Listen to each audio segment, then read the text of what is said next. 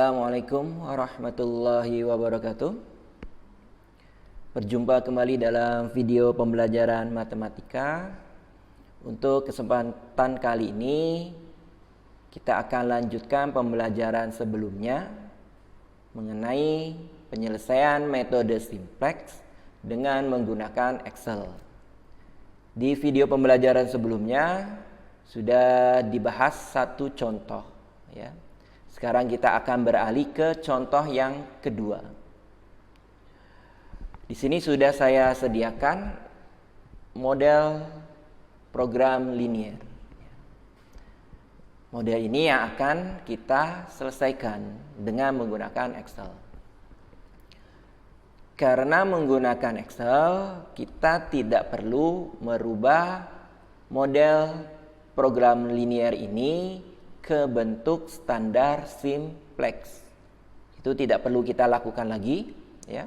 Kita hanya perlu model program linearnya. Oke ya, cukup jelas di sini, ya. Kita akan cantumkan dulu di sini berkaitan dengan variabel, ya. Kita lihat di model program linearnya, terutama di kendala umum di sini, ya, di nomor 4 ini, ternyata model program linear ini memiliki 3 variabel, yaitu X1, X2, dan X3. Maka di sini akan kita ketikkan X1, X2, dan X3. Oke, cukup jelas ya. Jadi sesuaikan saja dengan jumlah variabel yang ada pada model program linearnya. Berikutnya, kita beralih ke kendala. Kita perhatikan model ini memiliki 3 kendala utama. Kendala 1, 2, dan 3. Sedangkan yang nomor 4 ini kita anggap sebagai kendala umum, ya.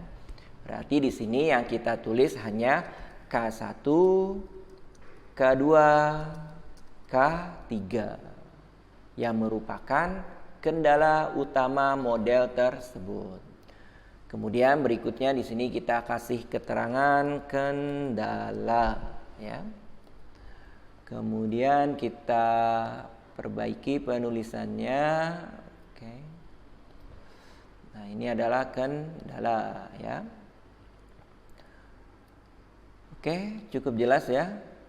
Berikutnya, ya, kita tulis di sini adalah koefisien, ya, fungsi sasaran, ya. Oke. Koefisien fungsi sasaran, selanjutnya adalah nilai variabel. Kemudian berikutnya adalah nilai fungsi sasaran. Oke. Berikutnya kita tulis di sini adalah tanda, ya. Yang sebelah kanan kita tulis tanda. Kemudian di sini nilai. Kemudian yang terakhir adalah ruas kanan, ya.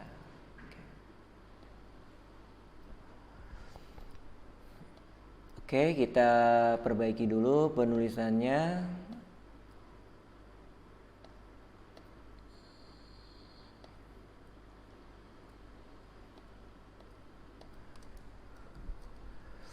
Oke, kalau sudah, kita akan bedakan, ya, hasil nilai variabel dengan nilai fungsi sasarannya.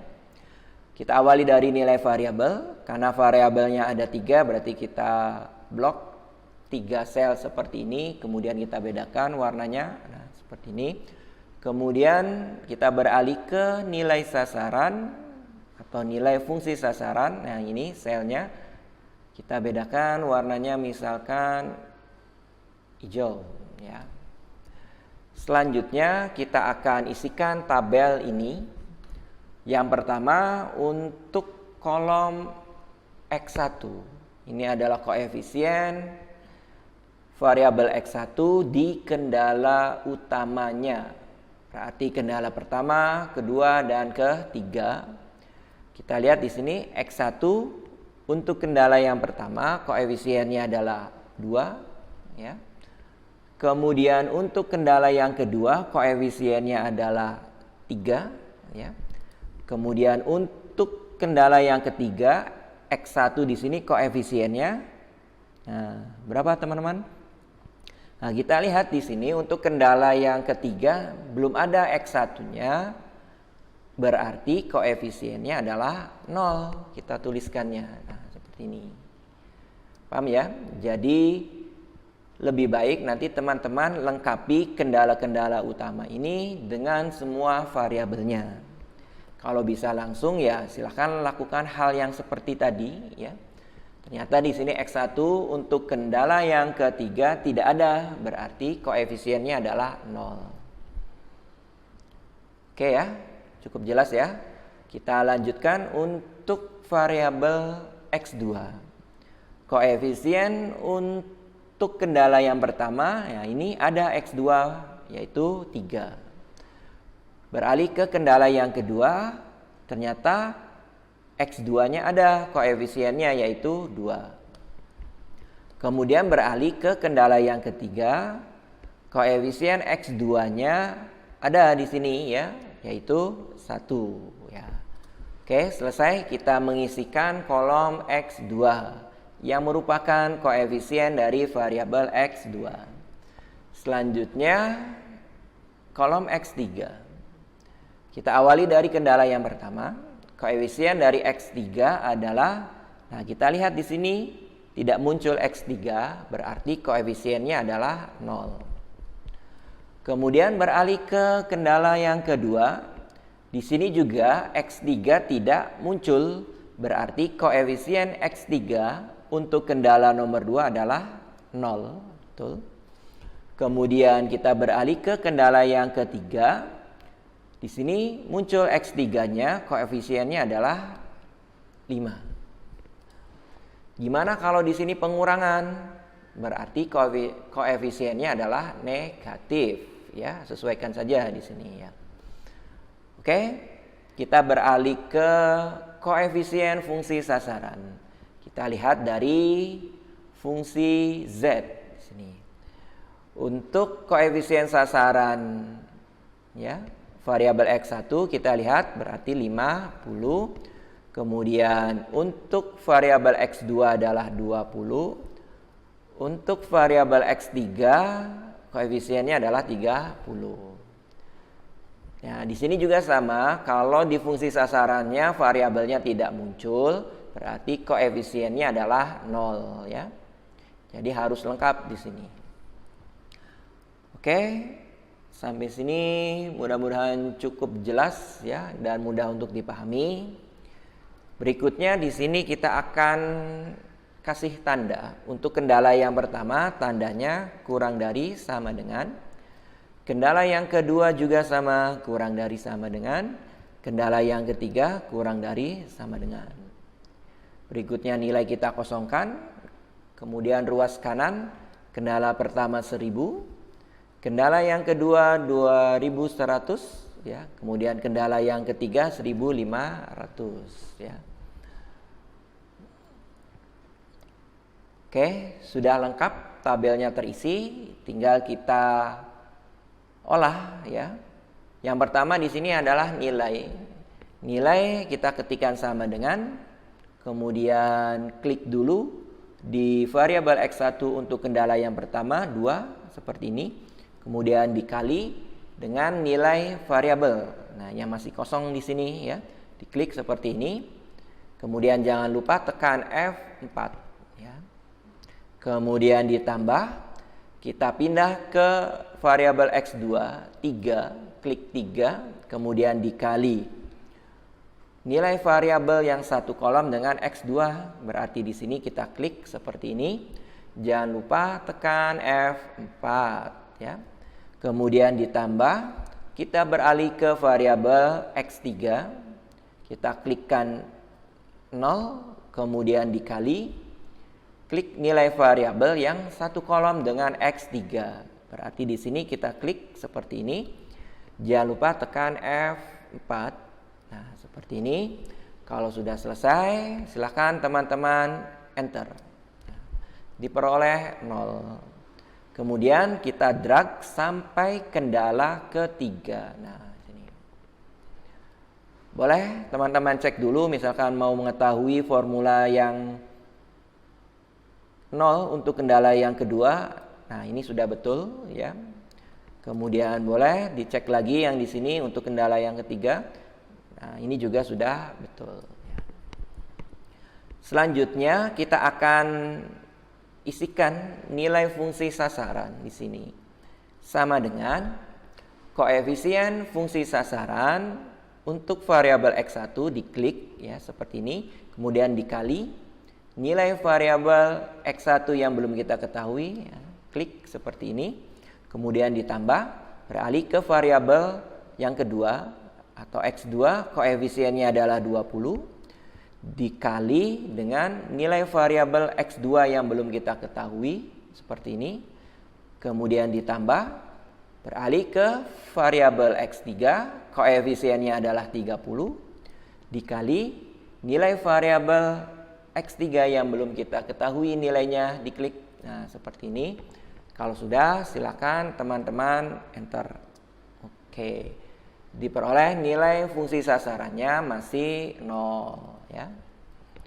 Berikutnya kita akan olah dengan menggunakan Excel. Kita klik data ya.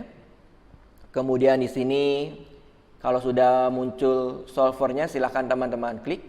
Kalau belum muncul, kita akan munculkan dulu. Caranya adalah klik file, kemudian option, kemudian klik add-ins, kemudian go ya, kemudian di sini dicentang ya, solver ya, kemudian oke. Pasti di sini sudah muncul solver. Oke, kalau sudah muncul kita akan olah ya tabel ini dengan solver. Klik solver ya. Akan muncul ya kotak dialog seperti ini. Yang pertama yang harus kita isikan adalah set objektif ya. Ini diperuntukkan untuk nilai fungsi sasaran ya. Kita klik dulu di sini. Kemudian selnya mana? Jawaban dari nilai fungsi sasaran. Nah, ini yang sudah kita beri warna hijau, kita klik seperti ini. Kalau sudah, kita beralih di sini ya, to. Nah, sesuaikan dengan jenis fungsi sasarannya. Ternyata di sini jenis fungsi sasarannya adalah maksimum, maka yang kita pilih adalah max ya. Oke, berikutnya kita beralih ke by changing variable cell. Nah, ini adalah diklikkan dulu di sini.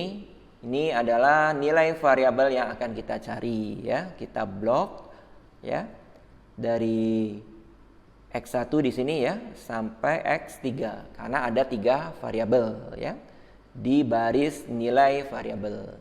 Kalau sudah kita cek di sini ya, berawal dari sel C9 sampai E9. C9 sampai E9 berarti sudah betul. Selanjutnya kita akan isikan kotak ini ya. Caranya adalah add ya. Kemudian di sini kita akan isikan tabel kotak dialog di sini ya. Yang pertama sel reference ya. Kita awali dari kendala yang pertama. Nah, ini kendala yang pertama. Nah, yang kita klik di sini adalah nilai, di kolom nilai, tapi untuk kendala yang pertama. Kemudian tandanya kita lihat ternyata kurang dari sama dengan. Constraint-nya adalah ruas kanan kendala tersebut, yaitu 1000. Oke, kalau sudah seperti ini kita add-kan. Beralih ke kendala yang kedua, sel reference-nya 0 ya. kemudian tandanya masih kurang dari sama dengan, kemudian constraint-nya adalah 2100. Oke, kalau sudah add ya. Kita beralih ke kendala yang ketiga, sel reference-nya 0, kemudian tandanya kurang dari sama dengan, constraint-nya adalah 1500 ya. Oke, kalau sudah, nah ini adalah kendala yang terakhir, jangan klik ends tapi langsung oke. Ya. Oke, selanjutnya di sini kita harus mengganti model yang kita gunakan. Model yang kita pilih adalah Simplex LP ya, seperti ini. Kalau sudah, silakan teman-teman klik solve ya. Klik, kemudian oke. Nah, di sini akan muncul penyelesaian ya secara otomatis. Nah, kita harus bisa menginterpretasikan ya.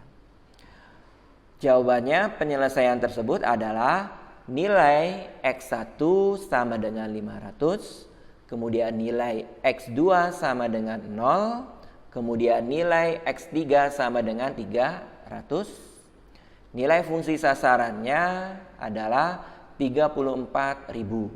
Nah, itu adalah kesimpulan dari penyelesaian metode simplex untuk model ini. Selanjutnya tinggal teman-teman rapikan saja tabelnya.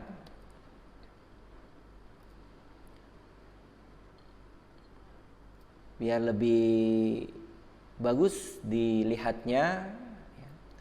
Oke.